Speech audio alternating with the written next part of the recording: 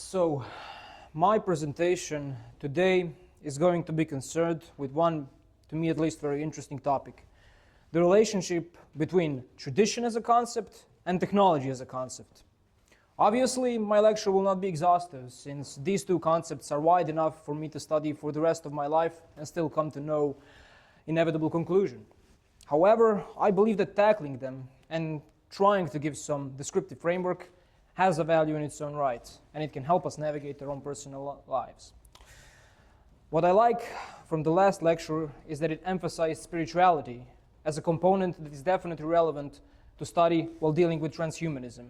Because if we're talking about technology and the potentials of technological development, what it's going to tell us is not why we live, but how to accomplish the goals we have. If we want to tackle the question of why we do what we do, and how do we need to morally position ourselves and conceptualize the greater good we want to perceive, we will not get that answer from ChatGPT. It might replicate some answers that it found by other authors, but certainly it is something we have to tackle ourselves, and I don't believe it can be efficiently tackled without engaging with the spiritual. And spiritual, as I'm sure we can all agree, is very closely connected to tradition, because it is commonly believed that the people in traditional Europe lived much closer to some level of spiritual existence than what we live today. But let me get to the point. First, in this lecture, what I will show you is two approaches towards civilizational development. Obviously, at the back stands a certain tradition of a certain civilization. At the front stands its future. And we can have a linear approach, or we can have a cyclical approach. This also derives from Spengler, who our Professor Sebastian very thoroughly explained today. So the linear approach in this case would assume something like Moore's law that we also heard about today. Technology is going to keep advancing, and the past and what we knew in the past are just building blocks, essential building blocks for what is about to come tomorrow and what's going to be upgraded into this eschatological framework that's leading us up to the stars and to new technological heights. However, there might be some problems with this approach. This is certainly the dominant approach in a lot of ideologies today.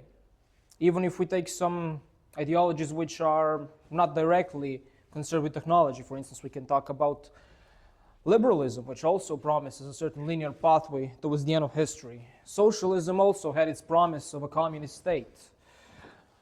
Other ideologies that we find today often also commonly refer to a similar framework. But what's more likely when we talk about a civilization is that it has a certain cycle of ups and downs on good times and bad times. Because when good times happen, people often tend to get a little lazy. Then bad times happen, then they learn how to behave again, and so forth and so on. But if we take this linear approach and think about technology, we're going to think, okay, it's just going to keep advancing, it's going to get better and better, and we're going to use it for whatever it is we need. Wonderful. And then eventually we reach the Type 3 civilization. Sounds like a nice fairy tale. And, if we want to be optimistic about technology, I don't see why we shouldn't believe it. Some choose a different option. Some also believe that technology is going to advance, but it also leads to inevitable apocalypse. Either way, it's impossible to be neutral towards technology. If we take a look at the other vision, which is just a second, let me defeat this transhumanist spirit. The cyclical vision would be maybe more reserved. It would assume that the levels of civilizational development could go up and down based on the goodness or the badness of times we live through. And if we enter the variable of technological development and technological capabilities in these equations, something interesting happens. And I had a lot of thought about this. And essentially what I wanted to showcase in this graph, this is supposed to be a little bit more advanced or a little bit more objective than the linear story most ideologies like to tell, is that, when we have the times, good times, the up times, the peak and triumph, the technologies we have, we use for the good stuff. We produce, we heal people, we one day maybe help them regrow limbs, because reptilians do that. Why not? These are all wonderful things. But when bad times come, these technologies can also be used for devastating effects. So essentially, at the beginning of the 20th century, we wanted to split the atom, and it gave great promises of energy that we could use.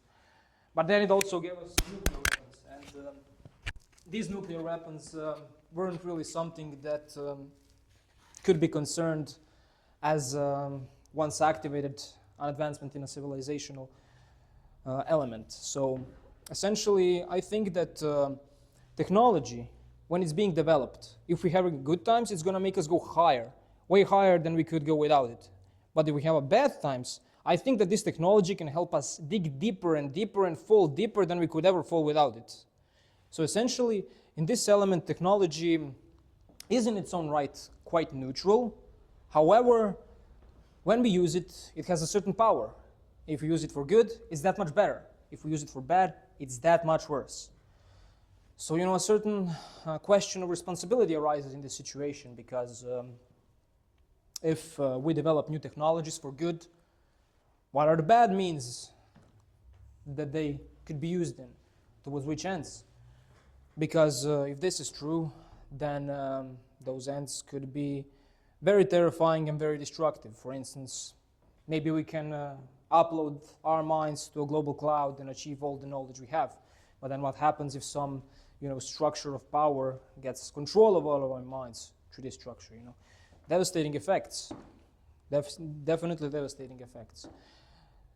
And I think that thinking about it in these terms, about like the linear evolution of civilization and technology and the cyclical with ups and downs, has its consequences on our perception of tradition. And this is why I prepared this little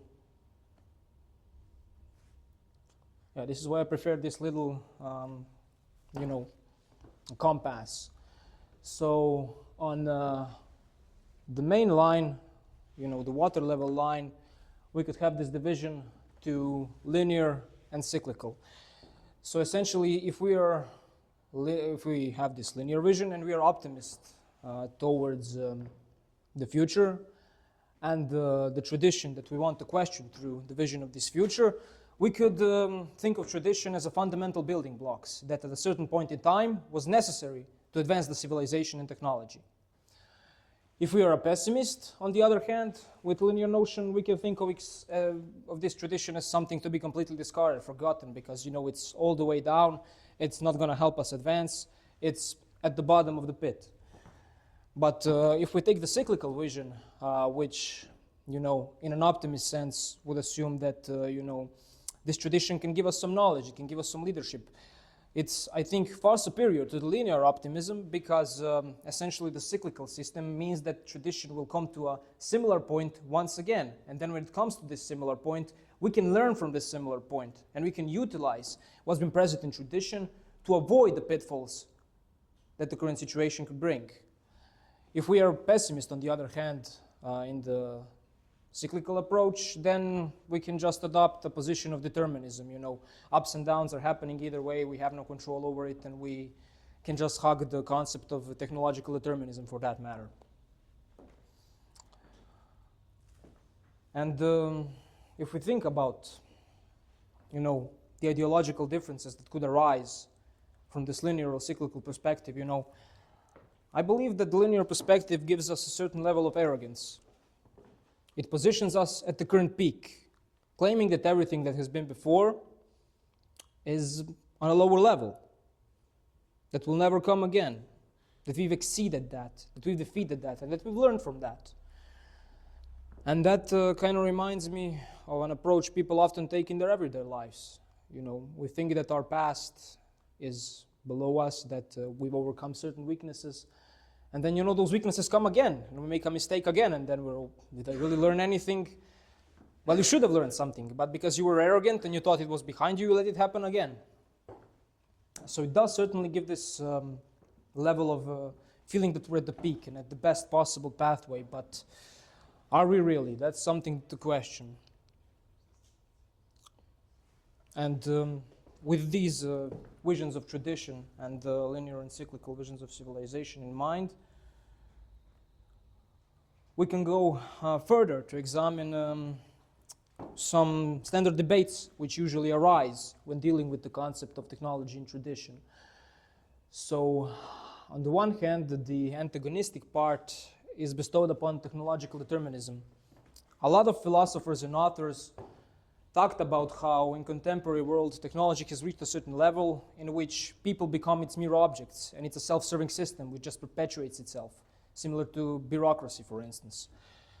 People just become means in the game for the end of the capital or the end of technology.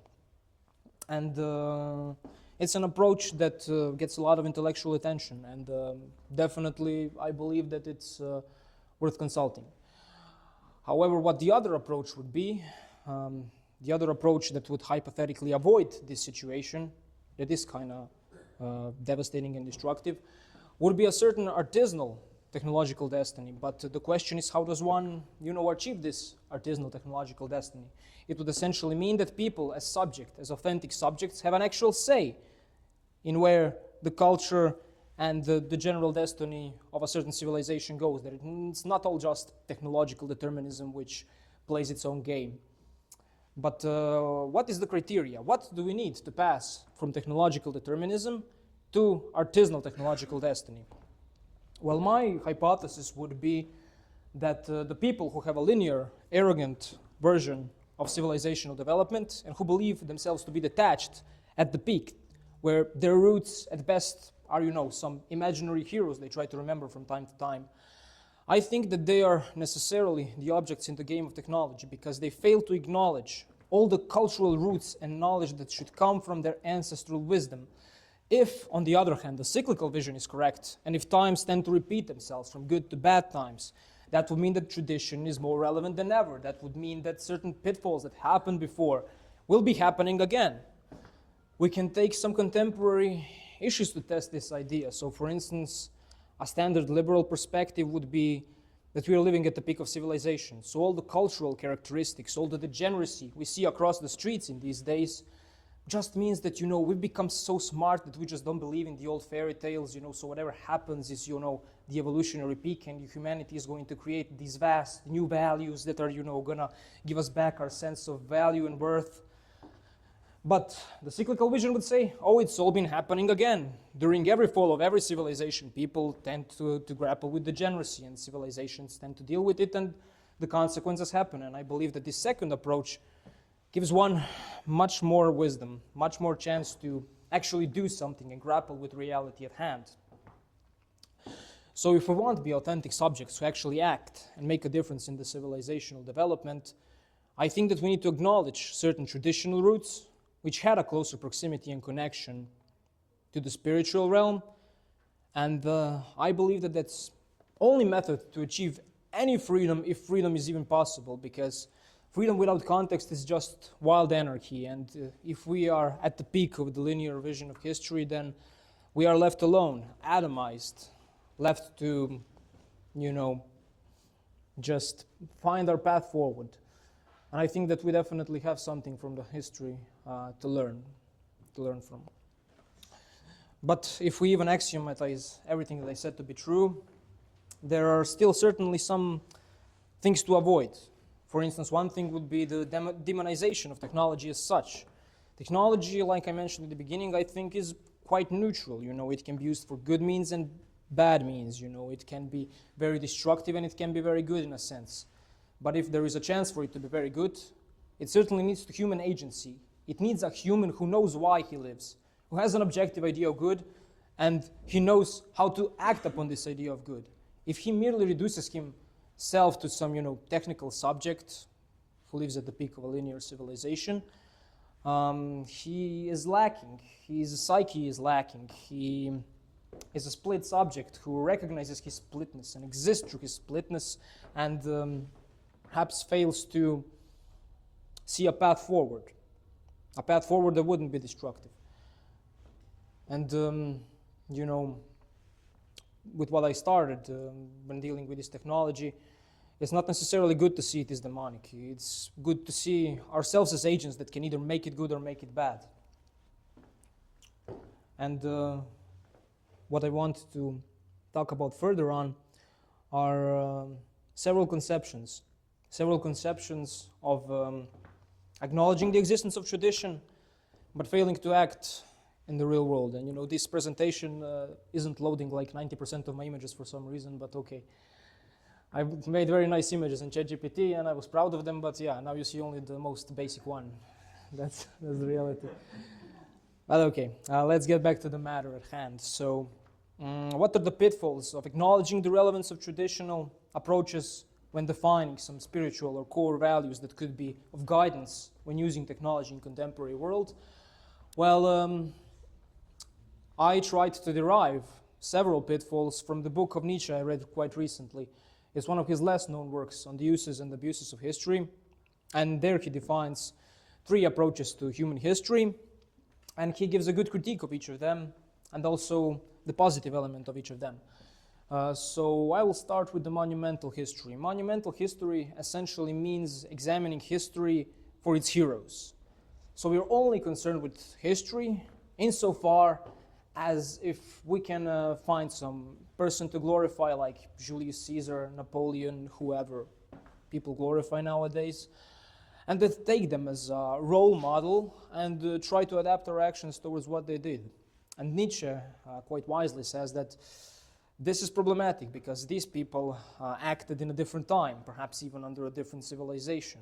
So trying to replicate them could demotivate a person and give him a false idea of how he should act. For instance, if one glorifies Julius Caesar had to know some battle formations, some other strategies, but contemporary world doesn't necessarily seek this knowledge from a leader.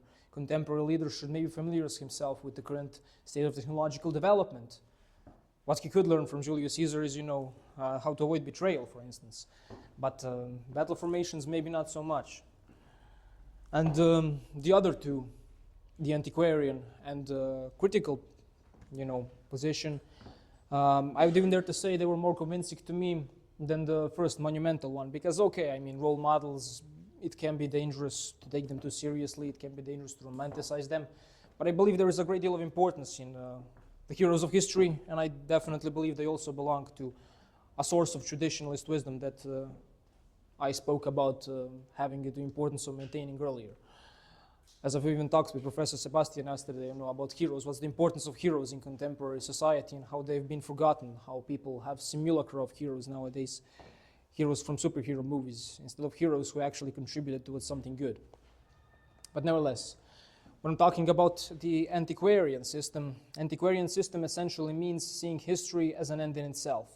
History and tradition as something that should be nourished and studied, but just under the motivation of accumulating vast amounts of knowledge. So, for instance, it's justifiable to spend your whole life studying the production of coffee in Croatia, or the purchase of coffee in Croatia in the 18th century or something like that.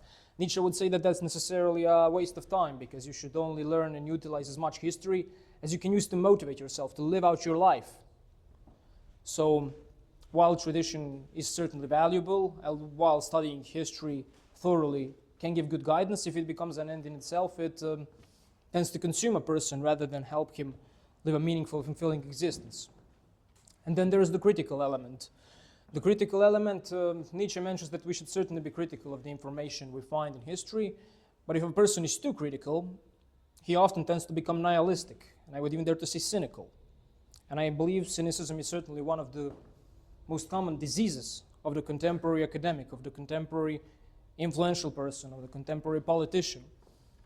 When talking with a lot of people, they, under the skin at least, many of them tend to believe that the situation is hopeless, that whatever is being brought about is going to happen anyway. No change can happen. Nothing is substantial. We are just trying to live out our lives under whatever happens to us. And if one is too critical to history, and if one tries to disenchant all of his heroes, all of the good events that formulated his national tradition, if he ends up finding meaning in critique itself, then the problem that arises is he really belongs to nothing. He essentially becomes a paradoxical entity that just lives to criticize instead of criticize to achieve something fruitful, which is definitely a pitfall I would agree with Nietzsche on. It's something that could be quite problematic. So yes, I went over a lot of topics. I would be glad to offer you a space for questions, so if you want us to expand on something, please do let me know. That's it.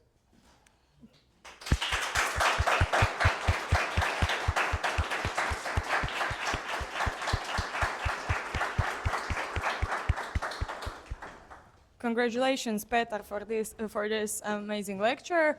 Are there any questions for Mr. Šarić?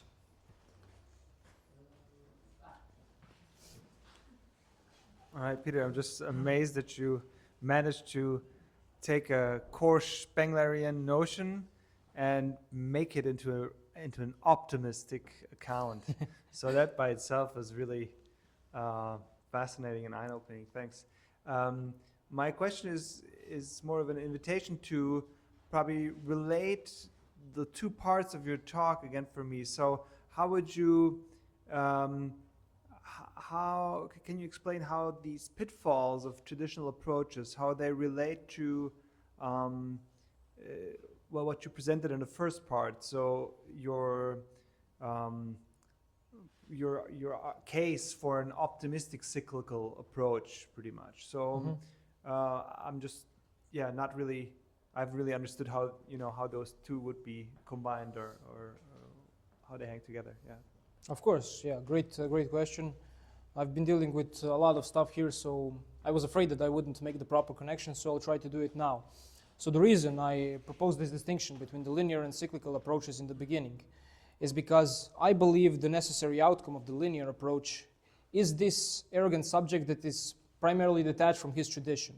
On the other hand, the subject who understands the world as a cyclical notion of ups and downs can understand a certain value of tradition because the situation is recurring. So a certain level of wisdom can be found in this tradition. And therefore, tradition is worth engaging with and using as a building block to guide one's life when dealing with technology. I understand. So the critical approach would be like a prime example of doing history from a linear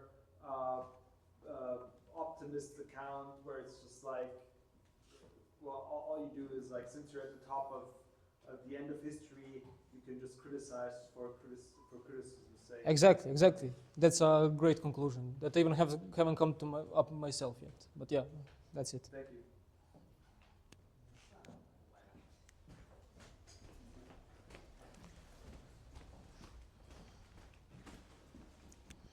Colleague Šarić, I just wanted to say I love your, let's say, this time perception compass. It really reminded me of political compass. And I just wanted to say, in the spirit of Nietzsche, I said this hundreds of times, but it is so interesting how you can boil all of these perspectives to virtually just slave morality and king's morality in a way, And this is the thing, this is the critique that you said, and it's good.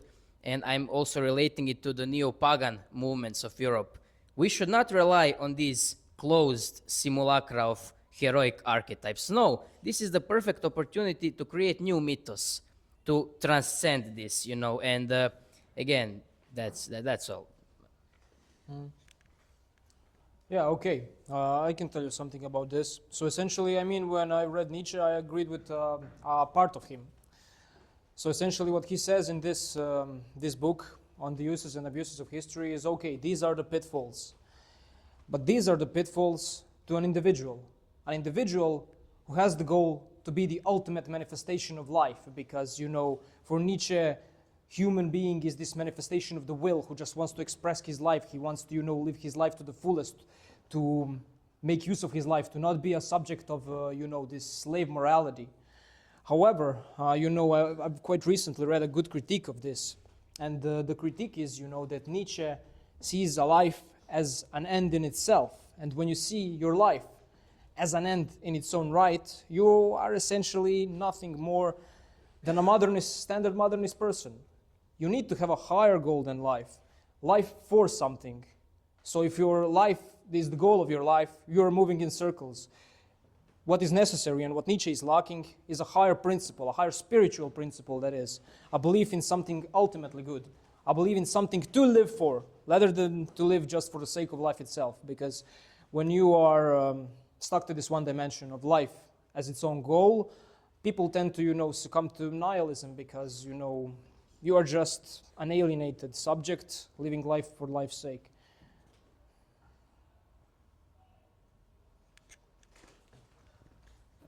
Thank you, Petar, for the lecture. I love the time conception also. Maybe just some clarification or my maybe point about it. So as far as I agree with the cyclical embracement of time, maybe the linear one actually has a root in there is some kind of progress that's being happening. And I think that's a valuable idea. That's a very Western idea that's being used here. I think that maybe the danger of the cyclical one is maybe more of the Eastern spirituality idea that it doesn't matter, it's always going to be a circle. So maybe I would maybe like to introduce a hybrid. What about a spiral, a linear cyclical, in a sense that like it is. Yes. It is so it is the cyclical one, but it has a positive derivation from a statistical perspective. There's a positive trend. So. Would you say maybe there is value in that case that like as far as its ups and downs for sure, and we can learn from them from a traditional perspective, but also there is value in taking the idea of some kind of progress. And from my perspective, I'd say we live in the best time that we have ever lived. I'd say, while that can bring to arrogance in the sense nothing else is important, but I think this hybrid can maybe take the best of both worlds. Yeah. Oh yeah, if you want to add to that, sure. Yeah, exactly. I wanted to say the last slide of my presentation, then I didn't get into it because I consume all my time, but it's exactly this point, in the sense that Teilhard de Chardin had this idea. He said, these people that push to linear progress, and they was thinking about Marxists or even the positivists, the Enlightenment, they do the right things for the wrong reason. In a sense, they don't know, they don't believe in God, they just want to go ahead, but they're doing something good. Then he said that other people, the mystics of the past, in a sense, they were looking vertical to God. And they were also thinking in a positive way, in the sense that because, of course, he believed in God. But on the other hand, he said that these contemptus mundis, they were rejecting the world, trying to escape from the world. And so he said that the right connection is an ascending spiral. And he used this because he said, looking vertical to spiritual values, but moving forward at the same time. And then you would go this way, yes? And actually he was convinced that this is both normative and descriptive. He said it's both the way it should go and the way it is going, because of course he thought that the axis of this movement was the cosmic Christ, so he was optimistic in this sense. But that's exactly, I published an article entitled The Ascending Spiral, and then I was analyzing these ideas by Teilhard de Chardin. Yeah. Are there any more questions or comments or critiques of Petar's lecture? I want to talk. Yeah, I have to answer. I'm sorry. There's a. Yeah, no, I have no answer. Like we go. No, yeah, very interesting idea. I thank you so much, Mislav, for proposing this, and Ante for the visualization. I saw it. It made me question some things. Well, yeah. I mean, if we just, if we forget the graph for a second and think about the reality we live in, we certainly did advance in some manners, and it's hard to expect that we would fall in them. There is certainly, materially speaking, we live in the greatest world time possible. But yeah, I mean, definitely, I would see it being a spiral. I mean, what I meant to signify with the cyclical graph, the spiral for me was, we just turn it upside down. I think we'd come to what you were saying. Because, to me, the peaks of the blue line, the reason why it went higher was because it got better. So yeah, I accept.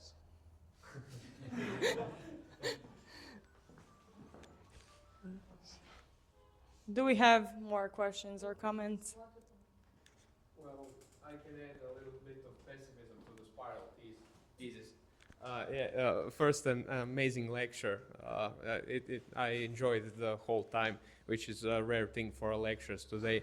But I wanted to say, I agree. We have moments. Let's say technology rises and rises, but human behavior rises and falls. And each time, as the spiral says, each time the highs get higher and the lows get lower. But the special things and thing that differentiates, I would say, 20th century from its past is that technology became so powerful and dangerous. The lows can produce something like a nuclear holocaust, for instance, that would end the spiral in total. The line would just stop shifting. Mm-hmm. So, in that sense, I see some potential space for pessimism still. Yeah, that was my point. Yeah, it could flatline. I mean, but maybe some people somewhere survive in some cave. And it goes all again. Yeah. But swords aren't. When the first sword was made, the sword cannot end with the destruction of the whole planet. Of course. That is the problem for let's say, the spiral vision. Yeah, I completely agree with you. However, I am usually skeptical towards pessimism, not because I don't believe it, but because I believe that if I don't believe it, I am more efficient and it becomes less likely. So yeah. One word, but I know that I'm a bit exaggerating with my intervention, but one reason to be optimistic is not, of course, there are people that are optimistic just because they are naive, they don't see the problems, yes, but there are also people that see the problems. The thing is, if you think that you can't stop it, and you can't stop it in the sense that this started 500 years ago, it's going on. So let's imagine you see this something dangerous in technology, but what do? You go in front of the polytechnics and you say, close it, stop it, because this is dangerous. They just take you to the mental hospital. So there's no way to stop it. So at this point, we can just hope everything will turn out well. I know it's a bit cheap as a solution, but let's hope that there is really a design behind this, and it turned out well just because we cannot stop it. So I don't know if this can be satisfactory for you, but it's not to deny problems. There are problems, and there are dangers in this development. Can I answer? Yeah, I speak loudly, so the microphone isn't. But I'll try my best. Yeah, well, I think we should be optimistic in the long run, and the long run means in the spiritual sense. Everything turns out when all the millennia comes and the religious story comes true in a sense, in its fullest sense. And I agree with you that from a psychological sense, pessimism is awful. You shouldn't ascribe to it when you think about your daily life or when you do stuff as usual. But a certain, I think Scruton had a book. It's called maybe I'm wrong, like The Virtues of Pessimism or something like that. And the good point was if you're not too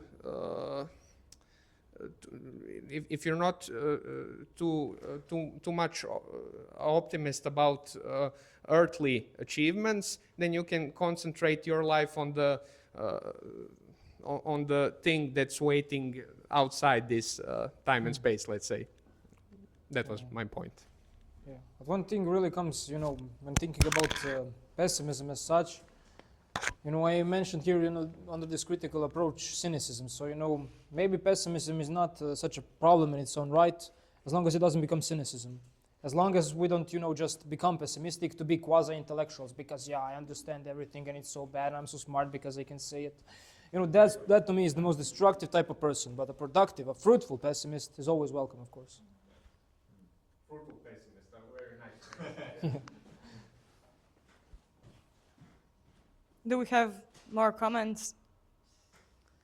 So with this interesting, optimistic, pessimistic view of past, present, and future, we come to an end of second International Conference Atlas.